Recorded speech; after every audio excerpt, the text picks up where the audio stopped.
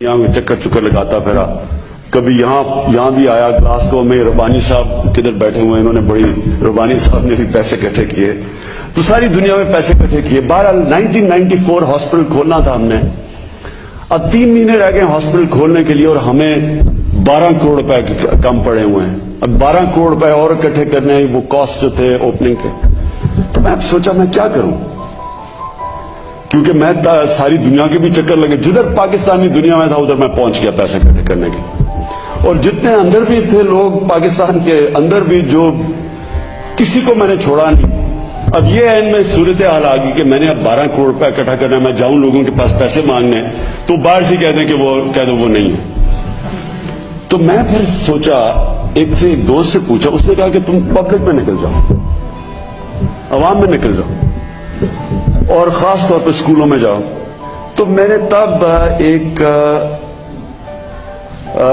19 شہروں کی کیمپین کی 6 ہفتے کے اندر.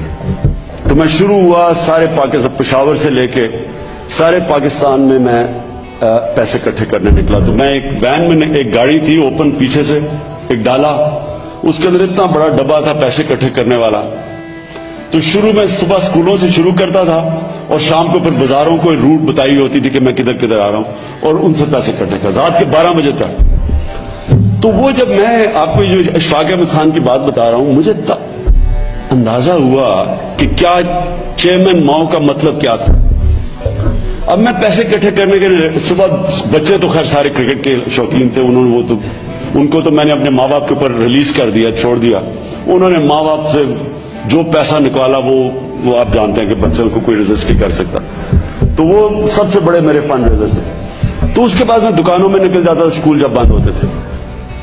تو مجھے یاد ہے جب ہم گاڑی جا رہی ہوتی تھی اور لوگوں کو پتا چلتا تھا کہ گاڑی آ گئی ہے پیسے اکٹھے کرنے کے لیے، تو میں سامنے دیکھتا تھا کہ چھابڑی والے کھڑے ہوئے ہیں، کوئی چائے والا، کسی کی دکان ہے، کسی نے کوئی حمام لگایا ہوا ہے. جیسے گاڑی دیکھتے تھے لوگ بھاگتے تھے، جو کچھ جیب میں ہوتا تھا وہ ڈبے میں ڈال دیتے. اوپر سے عورتیں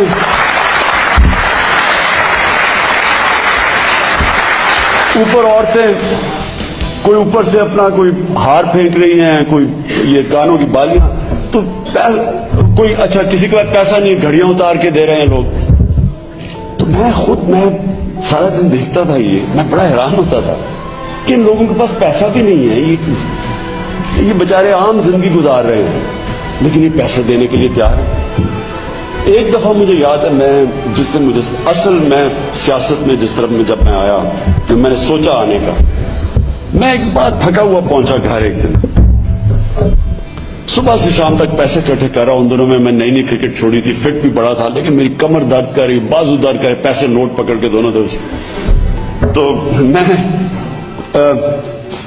آپ یقین کریں کہ صبح سے شام تک پیسے پکڑتا تھا، کیونکہ چھوٹے چھوٹے 10 روپے پکڑ کے سارا دن. تو ایک دفعہ مجھے یاد ہے کہ میں اترا ایک دفعہ ایئرپورٹ پہ، تو عورت نے کہا آٹوگراف چاہیے.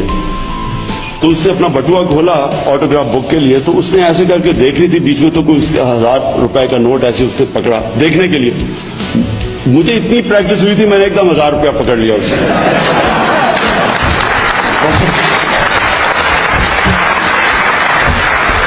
بعد میں بڑی شرم آئی مجھے، اس کی کو بولتے ہیں 1000 روپے نہیں دینا تھا وہ بیچاری کو بھی. اینی تو میں پہنچا گھر بڑا تھکا ہوا لیٹ. تو میں نے کیا دیکھا کہ 5-6 آدمی کھڑے ہوئے دھوتیوں کے اندر کہ جی خان صاحب چلو اسی پیسے اکٹھے کرتے ہونے تسی آؤ شاؤ دی گڑی.